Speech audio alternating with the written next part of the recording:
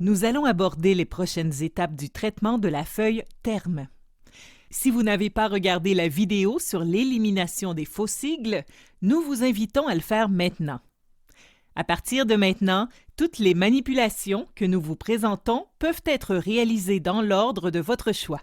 L'ordre du tutoriel n'est qu'une suggestion. À cette étape, il s'agit encore de débroussailler le tableau des termes et d'éliminer les fiches manifestement inutiles afin d'accélérer votre travail. Chaque fois que TagMax trouve un sigle, il explore l'ensemble du matériel à traduire. S'il trouve une suite de mots qui pourraient correspondre au sigle, il propose un appariement. Si TagMax trouve plus d'une suite qui pourrait correspondre, il ne procède à aucun appariement. Ici, pour faciliter le traitement des appariements, nous allons trier le tableau des termes par statut. Pour cela, il suffit de double-cliquer sur l'entête de la colonne « Statut ». Cette colonne est désignée par un crochet dans une boîte.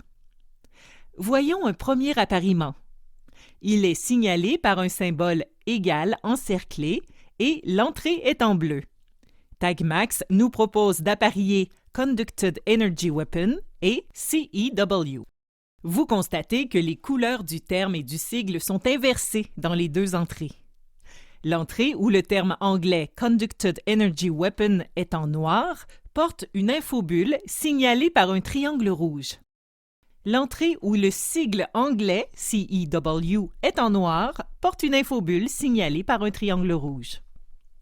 La couleur noire indique que la version longue ou le sigle constitue l'entrée principale.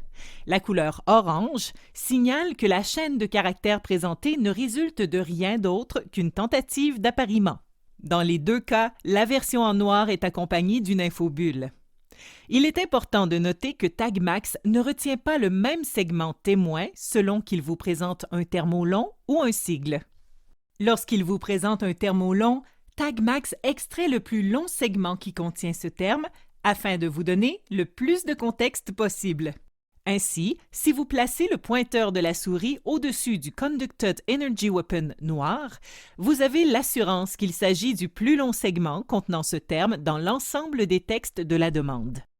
Dans le cas d'un sigle, TagMax remplace la règle du segment le plus long par deux règles particulières au sigle.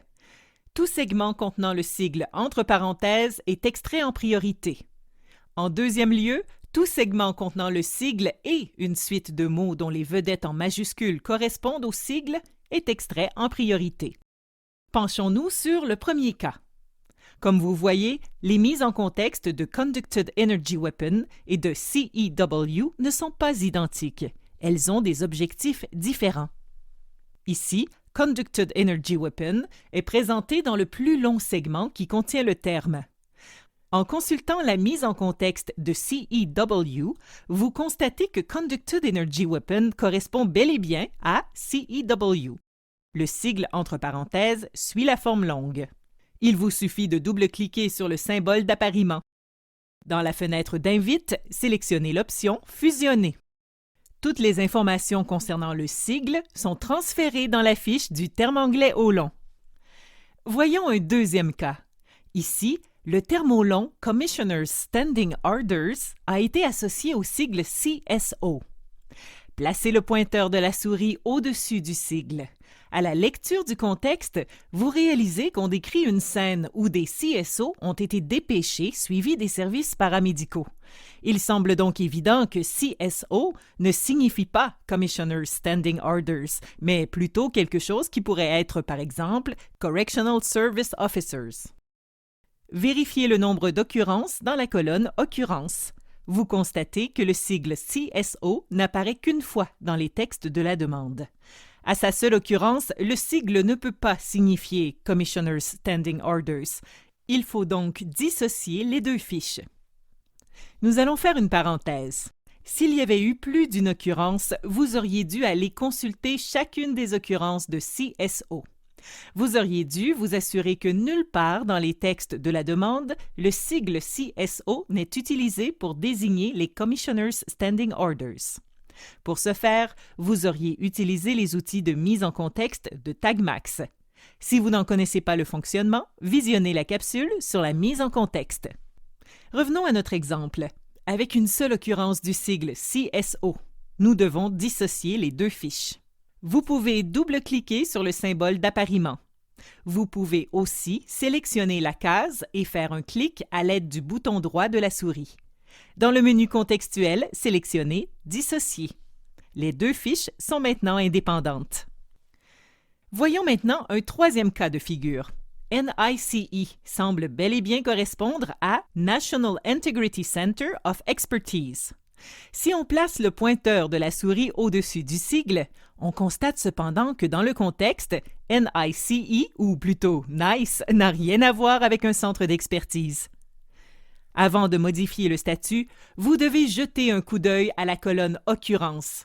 Après tout, le sigle NICE est peut-être utilisé ailleurs dans les textes de la demande, cette fois pour désigner le National Integrity Center of Expertise. Ici, nous constatons que le sigle NICE n'apparaît qu'une seule fois. Sa seule occurrence est donc l'adjectif anglais « nice ». Cette fois, au lieu de dissocier les deux fiches, vous pouvez simplement supprimer NICE. Ici, nous faisons un clic avec le bouton de droit de la souris, puis, dans le menu contextuel, nous sélectionnons « Rejeter le sigle ». On procède ainsi jusqu'à l'élimination de tous les appariements. Voilà qui conclut cette capsule sur le traitement des appariements.